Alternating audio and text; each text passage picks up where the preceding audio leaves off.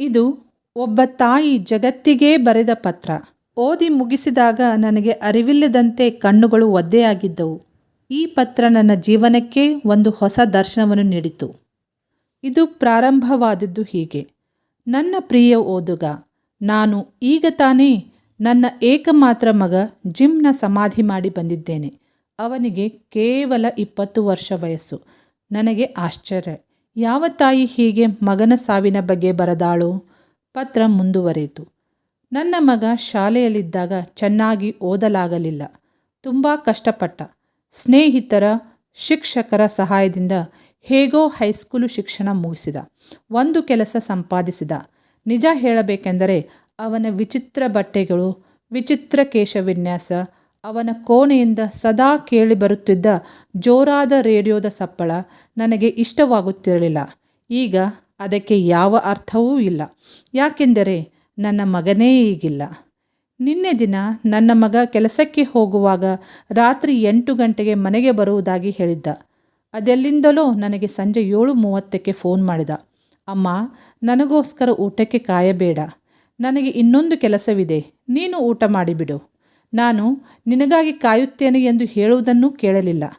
ಅಮ್ಮ, ಇನ್ನೊಂದು ವಿಷಯ ನಿನಗೆ ಹೇಳಲೇಬೇಕು. ಎಷ್ಟೊಂದು ದಿನಗಳಿಂದ ಅಂದುಕೊಂಡಿದ್ದೆ. ಈ ದಿನ ಮನಸ್ಸಿಗೆ ಬಂದು ಬಿಟ್ಟಿದೆ. ಅಮ್ಮ, ನಿನ್ನಂತಹ ತಾಯಿ ಪ್ರಪಂಚದಲ್ಲೇ ಇಲ್ಲ. ನನಗಾಗಿ ನೀನು ಎಷ್ಟು ಕಷ್ಟಪಟ್ಟೆ, ಎಷ್ಟು ಅಪಮಾನ ಸಹಿಸಿದೆ. ನನ್ನನ್ನು ಒಬ್ಬ ಮನುಷ್ಯನನ್ನಾಗಿ ಮಾಡಲು ಅದೆಷ್ಟು ಸಂಕಟಪಟ್ಟೆ. ನಾನು ಜಗತ್ತಿನಲ್ಲೆಲ್ಲ ಹುಡುಕಾಡಿ ಬಂದರೂ ನಿನ್ನಂತಹ ತಾಯಿಯನ್ನು ಪಡೆಯುವುದು ಅಸಾಧ್ಯ. ಆಗಲಿ ಅಮ್ಮ, ರಾತ್ರಿ ಬರುತ್ತೇನೆ ಎಂದವನೇ ಫೋನು ಇಟ್ಟುಬಿಟ್ಟ. ನಾನು ಹೇಳಬೇಕೆಂದಿದ್ದೆ, ಮಗು, ನೀನು ಒಬ್ಬ ಅದ್ಭುತ ಮಗು. ನೀನು ನನಗೆ ನೀಡಿದ ಸಂತೋಷ ಸ್ವಲ್ಪವೇ. ಆದರೆ ಫೋನು ಇಟ್ಟು ಬಿಟ್ಟಿದ್ದನಲ್ಲ. 1 ಗಂಟೆಯ ನಂತರ ನನ್ನ ಮಗನ ಮೋಟಾರ್ ಸೈಕಲು ಭೀಕರ ಅಪಘಾತಕ್ಕೆ ಈಡಾಗಿದೆ ಎಂಬ ಸುದ್ದಿ ಬಂತು. ಅವನನ್ನು ಜೋಹಾನ್ಸ್ಬರ್ಗ್ ಆಸ್ಪತ್ರೆಗೆ ಸೇರಿಸಿದೆವು.